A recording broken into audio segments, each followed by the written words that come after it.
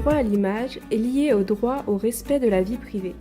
Quel que soit le rang, la fortune, l'âge ou la nationalité, toute personne a droit au respect de sa vie privée et intime. Les articles 226-1 et 226-8 du Code civil précisent que tout individu jouit d'un droit au respect de sa vie privée ainsi que d'un droit à l'image. Le droit à l'image s'appuie sur un ensemble de textes assez disparates et sur une jurisprudence importante.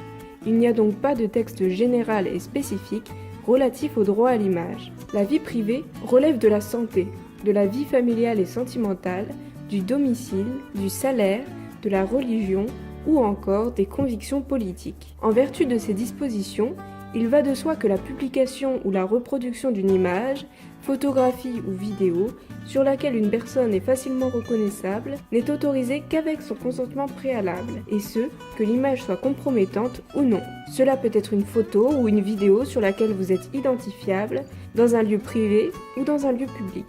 Vacances, événements familiales, manifestations sportives culturelles ou religieuses, l'image peut être diffusée via la presse, la télévision, un site internet, un réseau social et d'autres.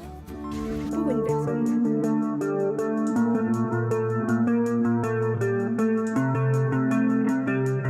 Tu as un droit dessus.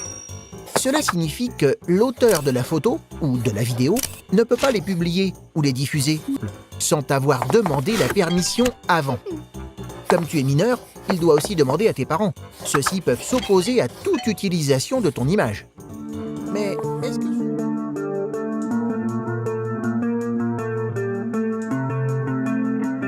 Pour une personne majeure, le photographe vidéaste doit obtenir un accord écrit avant de diffuser l'image de quelqu'un.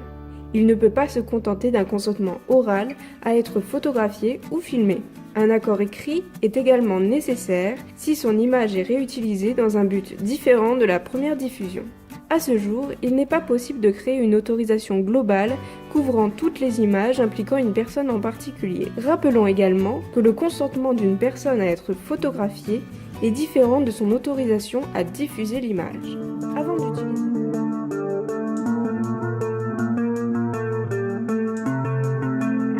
Mais est-ce que ce droit à l'image s'applique dans tous les cas ? Pas tout à fait. Et heureusement, sinon les journalistes ne pourraient plus faire leur travail. Certaines images ne nécessitent pas d'autorisation des personnes concernées, tant qu'elles ne portent pas atteinte à leur dignité.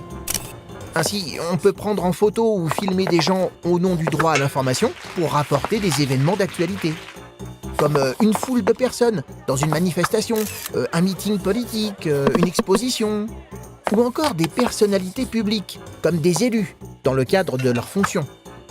Mais pas question de voler des images de célébrités en slip dans leur maison de vacances. Alors ça, c'est leur vie privée.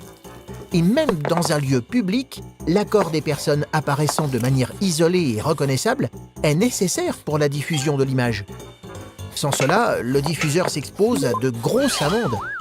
Bref, le droit à l'image protège tout le monde, célèbre ou pas.